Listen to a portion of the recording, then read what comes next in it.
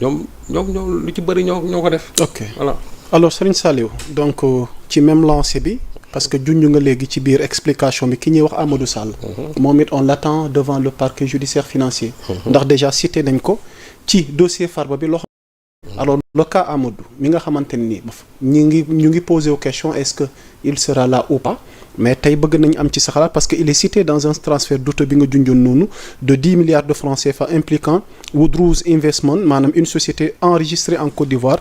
donc loolu defe naa suñu naataango l'observateur indil nañ ko waaye mu mel ni yow xibaar yi nga am ëpp na sax fukki milliards yooyu ñuy tudd alors le cas Amadou Ba comment comprendre tey jii ni tudd gi ñu ko tudd ak ñëw gi nga xamante ne bu dee dina ñëw ci kanam yoon ngir leeral. non foofu moom il faut que les Sénégalais vraiment soient rassurés Amadou moom du ñëw parce que su ñëwee dinañ teg loxo ci kaw dinañ ko teg loxo loolu moom c'est clair donc il ne prendra jamais le risque de venir dans ce pays ci conditions yi moom du ñëw loolu moom c'est clair. il ne faut pas que les gens vraiment se fassent des illusions léegi nag Amadou. liñ koy tuumaal. woon nañ fi ci ginnaaw ça doit faire je crois presque 2 mois ci ginnaaw. exactement ou 3 mois. ñun dañu waxoon ne.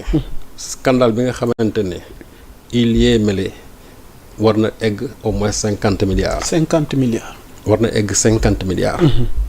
parce que domaine bi nga xamante ne moom lañ ko joxoon au niveau de la BOA suuf bi ñu ko joxoon foofu ça faisait presque 50 000 mètres carrés et quelques.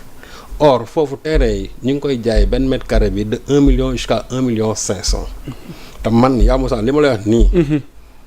ni mu demee mais suñu génnee moo wan la ne la. ay chèques yoo xamante ne nii chèque laa wax de yoo xamante ne nii. c'est les courtiers de Amadou Sall ñoom seen wàllu bopp. ñoo ko doon encaissé c'est des chèques de 100 à 150 millions man na suñu génnee léegi moo wan la ko. te loolu waxoon naa ko fii.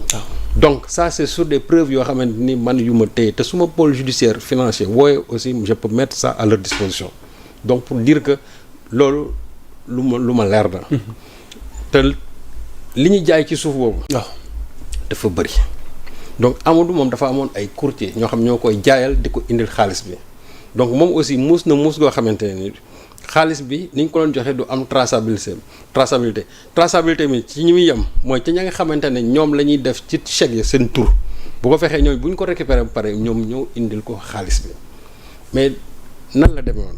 en réalité quand il fallait. naka la mbir mi tëddee woon Serigne Sall. gis nga bi ñu nekkee dans la résistance patriotique et qu'il fallait mater nécessairement tous ces manifestants là yi nga xam ne dañu doon résister au pouvoir de Macky Sall. Amadou Sall dafa am rôle bu am importance bu mu ci jouer. Amadou déggoon nga fii sax Branco bi muy wax naan Amadou Sall le rôle qu'il joue c'est-à-dire que il joue au sergent recruteur des nervis yu bëri yi nga xam ne dañoo participer c'est-à-dire dañoo nekkoon ci dans la résistance du maté patriote yi.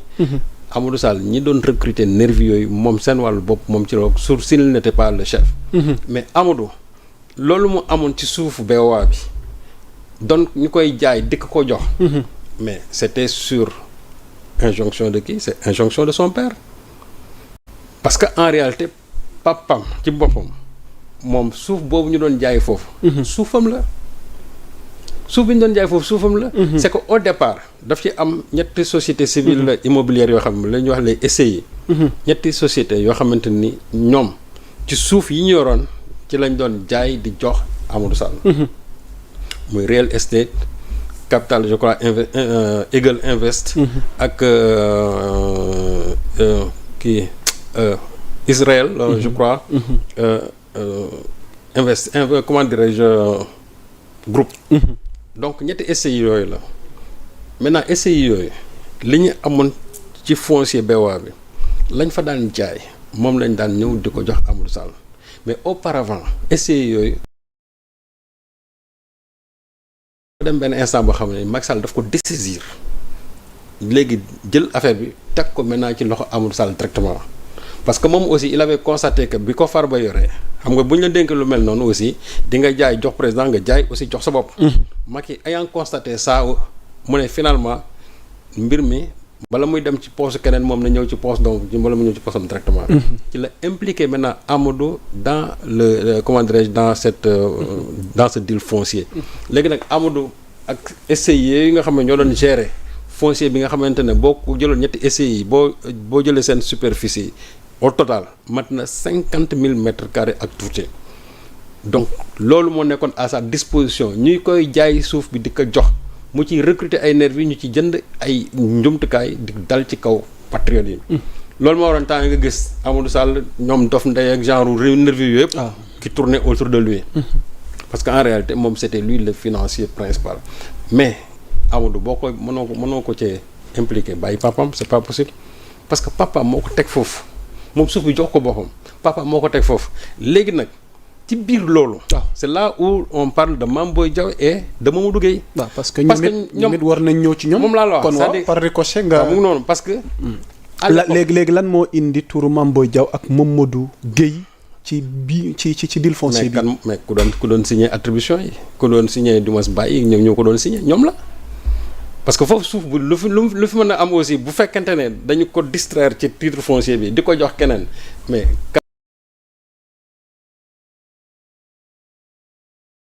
ça signifie que am na une partie boo xam parce que affaire bi c'est de 2021 jusqu'à presque 2024. donc diggante boobu ñu fi nekkoon directeur de domaine c'est Mame Boye Diao plus maintenant Mamadou Gueye. donc ça veut dire que forcément ñooñu ils sont impliqués parce que tey bu ñu lay jaayoon tey suuf këyit ga nga xamante ne moom lañ lay délivrer ñoom directeur de en tant que directeur de domaine ñoo koy bind ba pare jëbbal la sa këyit.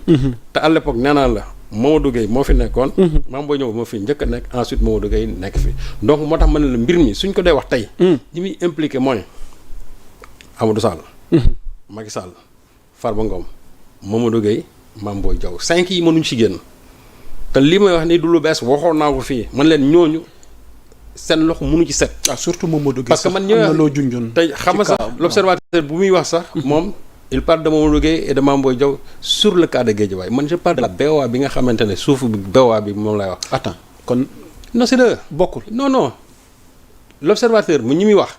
ñooñu mooy ci suuf Guédiawaye bi man ñi muy wax mooy suuf BOA bii booy dem Almati. déedéet xanaa boobu laay wax non c'est moom laa bii nii bu BOA bii man boobu laay wax. ok c'est là où Amadou Sall fa lañ doon jëlee suuf bi mu amoon. foofu lañ daan tibbee xaalis bi yëpp. di ko indil di ko jox. et je dis que moom dafa amoon ay courtiers yoo xamante ni ñoo koy jaayal. di ko indil. te j'ai parlé. j'ai dit 5 milliards. je peux pas le montrer à l'écran. mais dinaa la ko wan. ok 5 milliards yoo xamante ni. yoo xamante ni dañ ko jaayal ci ay terrain laa de. terrain. yoo xam ne après dañ ko dem sottil ko. mais donc ki ko def waaw. xam naa ko bu baax. ok parce que dama la bëggoon wax ni. moom Amadou Ba ak entourage ñoom ne Amadou Ba nee na papam moo ko may. non papam mënu ko may parce que papam moomu ko. ñoom démentir nañ. Amadou Sall papam moo ko may terrain yi. moo ko may opportunité mu mën a def business. mais papam ku ko may. c'est un domaine de l'État papam ku ko may. papam lu mu mën en tant que même chef d'État li mu mën mooy c'est-à-dire demander ñu attribuer ko. mais papa mënul toog daal ne suuf bee daggal leen ma en fait c'est comme ça. bu neexoon tey mu daal dem jël benn àll lu mu daal ne lii def maa ko moom ça ne se passe pas comme ça. l'État a ses règles même su fekkente ne yow tu es le président de la République c'est-à-dire li war yow citoyen bi li la war man. moo war président de la République. président su bëggee. dafay def demande daal ne moom dafa soxla ñu attribuer ko mais mënul toog a toog rek daal ne. fee bëgg naa ko daggal leen ma ko fii bëgg naa ko daggal leen ma ko en fait c'est comme ça que ça se passait parce que on n'était pas dans un état parce que ñun ci li ñu nekkoon on était dans une sorte de monarchie boo xamante ne ni Macky Sall moom lépp mais su fekkee ne dañu nekk dans un état normal un état démocratique dans une république nga xamante ne ici on parle de citoyen on ne parle pas de sujet on ne parle pas de roi on parle de président de la république en ce moment là dafay jaar sur des normes sur des règles bala ngay am une attribution de terrain ñu egg si foofu ñu jox la mais mënoo toog a toog rek parce que BOA bii suuf ba macha allah bëri na c'est stratégique c'est bien placé nga ne jox leen ma temps ba pare tourner daal ne sa doom am c'est comme ça que ça se passait. exactement mais ça ne devait pas se passer comme ça. mais nag comme que fii directeur des domaines yi sax dañuy maye fii nga dégg fii moom duggee toog fii télévision Sen TV daal ne man mii may naa ay terrain ba bëgg a dee. mbaa du looloo ko impliqué. ci mais may na lu moomut. mbiru Guédiawaye moom laa la wax et puis du foofu rek xam man taxaw naa fi ma ne moom il s'est auto-attribué un terrain de 2 hectares. moom Mamadou Gueye. waxoon naa ko fii. exactement oui exactement on s'en rappelle. exactement moom ci la ma joxoon sommation interpellative. waaw mais loolu moo ba léegi gënu ma ci tey laa ko gën a